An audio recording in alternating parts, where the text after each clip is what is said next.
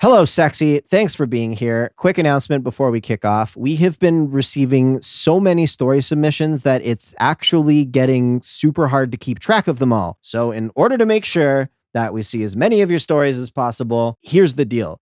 If your story is connected to the topic of this video, please feel free to share it right here in the comments. If you have a story burning a hole in your soul that is not connected to the topic of this video, please check out our new subreddit, r/Mr. Ripper, and find the topic where your story fits in the best. That is all, my dumpling. Now I pose to you a question. Dungeon Masters of Reddit, what is the most surprising thing your players have done in-game? Part 1.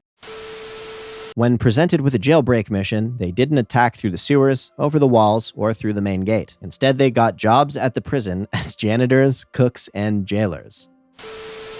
During an adventure to an elven city, one of my players started a sundial wristwatches pyramid scheme. Son of a bitch managed to pull it off with high charisma rolls. Now it's a running joke throughout the campaign. Everywhere the party goes is a sales opportunity for sundial wristwatches. Not a DM here, but my group once did a pretty cool thing. So my character was a sorcerer and got petrified by a goddamn basilisk. Now, instead of finding a diamond or whatever it was to unpetrify me, they sold me as a statue for a good amount of gold. I had to make a new character. My friends are dicks. I heard one YouTuber say, we encountered an undead that deals freezing damage to anything it touches. They managed to take its head off, but since it's undead, it continued living. They used its head to make a club-like weapon that talks and deals freeze damage. That's pretty creative. I fuck with that.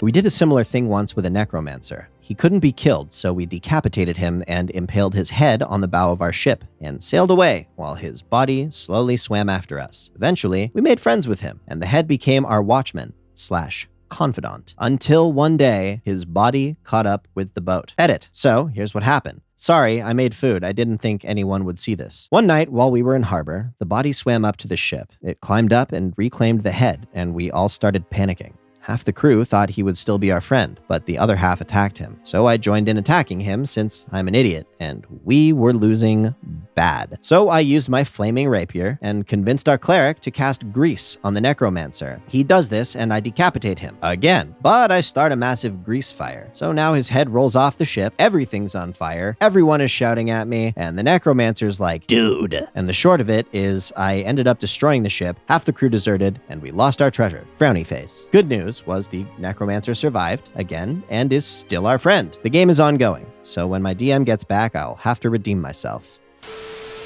I gave my players a little more free will than a typical story arc, just to see what would happen. They inevitably went evil, ransacking every town, becoming a roving band of bandits, torturing key NPCs for info. When they got to a major city, they couldn't walk through the main gate because of the bad reputation they gained. So they snuck in, took the king hostage, and launched him over the walls from a catapult claiming the city. When they finally met the main antagonist of my story arc, instead of killing the Dark Lord joined the party because the party gained an incredibly evil reputation. It was a hilarious story arc. Player, I cast death spell. Me, great. Do you target the cultist swinging the golden ritual sickle or the one holding the screaming baby? Player, I target the baby. Me, ellipsis. My players once pooled all of their cash at about level 4 to buy a tavern and retire instead of following the plot any further. That was it. Campaign over. They decided to play medieval fantasy It's Always Sunny. They attacked an army, literally. Not sure what their end goal was, but 5 players taking on 10,000 plus orcs is not the way I would have gone. Shot the module we were playing, and had to improvise for about a month. We never did get back to the original story. Edit. No, they did not win. They were swarmed by 100 or so orcs, and the orc captain was impressed with their fighting capabilities. They were imprisoned and used as practice for a few weeks, until the thief convinced an orc to join them, and they escaped. They were pursued all over the countryside, until the opposing army finally arrived. From what I remember, this was better than the original module. Proceeded to their destination in a timely and normal fashion without getting into trouble. I'm announcing 10 is the winner. This one won the video. That's great. Via a combination of spells, alchemy, and teamwork, they enlarged the wizard's raven familiar, shrunk the gnome, glued the gnome to the raven, and had the raven fly along city walls while the gnome lobbed spells at the guards. My players saved a bartender's daughter from cultists, as well as some other townsfolk, returned to town, sent everyone home, and walked the girl to the tavern, entered the door to the tavern, talked to a person coming out, got distracted, took the bartender's daughter with them through 17 sessions and taught her how to be an archer against her protests of wanting to go home. There was a door that responded to sound. The idea was that you had to make enough noise to unlock the door, but there was a monster, specifically a stringy-haired ghost girl, that would hear the noise, be alerted to the party, and attack. After not finding a way into the room, one of my PCs started venting his in-character frustrations at the door, which started to open the lock, since it was a lot of noise. Seeing it work, my other PCs started to cry and scream their deepest regrets, angers, and hopes at the door. This went on for a while, with half of my PCs having in-game existential crises. The door eventually opened, and the ghost girl never attacked, out of a mixture of pity and empathy.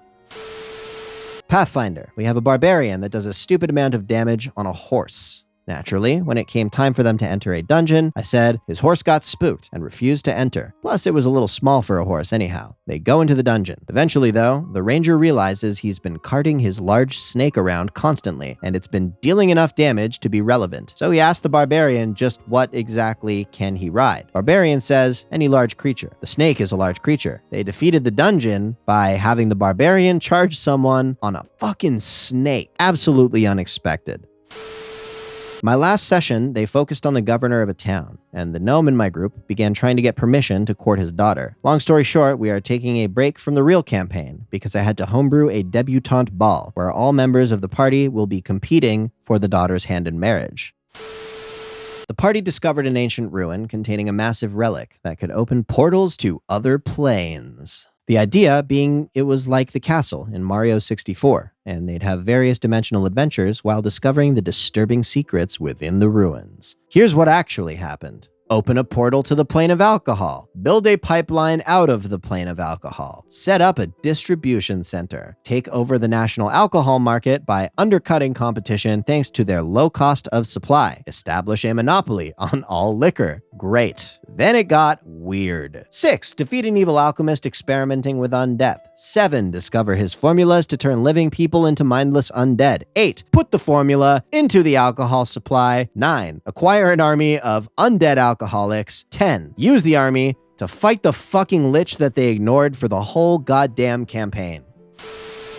They became obsessed with a random loom I threw in as flavor text. Our sorcerer crit failed his arcana check, which convinced him that it was the loom of great portent. Demonic rites were performed on it to help them make decisions and carted it around everywhere they went. They started a band called the Lumineers. Their secret society was called the Illuminati, the Fellowship of the Loom to outsiders. Loom puns for days.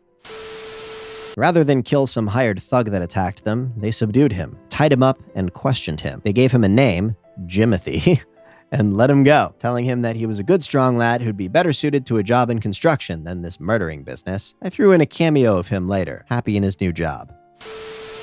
The changeling bard was near useless in combat, having pumped everything into bluff, charm, and teleport spells. By level 4, he somehow had something like plus 20 to bluff. The party met with the Elven King in the highest tower of the royal castle. Bard asked to shake his hand. His guards intervened, but the king jovially laughed and accepted the gesture. He liked them, after all they'd done for the nation. Actually, I have this daily power, which is a touch spell, and lets me teleport a friendly creature roughly, out the window there. I do that, and while he falls to his death, I drop a smoke bomb and transform into the king. Now I call for the party's arrest. But don't worry, guys, I've got a plan for you.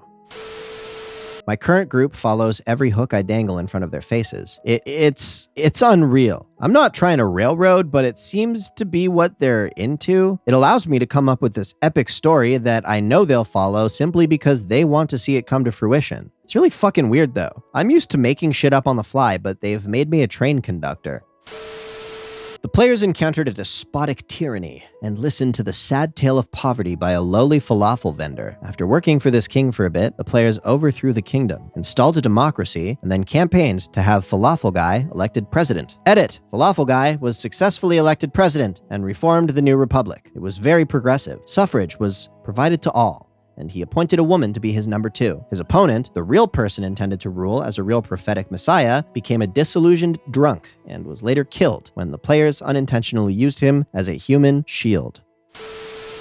Hello, my nutty little English toffees. Thank you for manifesting your infinite awareness consciously in our general direction. Your eyeballs are appreciated, and I hope that we made sufficient whoopee to them to tide you over for another couple of days until the next one. If you're new here, please say hello in the comments. If you're back for another round, tell us a tongue twister. If you want to share your story with us and have it read by one of our stunningly handsome voice actors, please help us get to it by sharing stories on YouTube that are connected to the videos you are commenting on. If your story is not connected to the topic of this particular video, that's okay, Snookums. You can post that shit on our new subreddit, r/Mr. Ripper. If you have a longer story, maybe you want to put it in our Discord.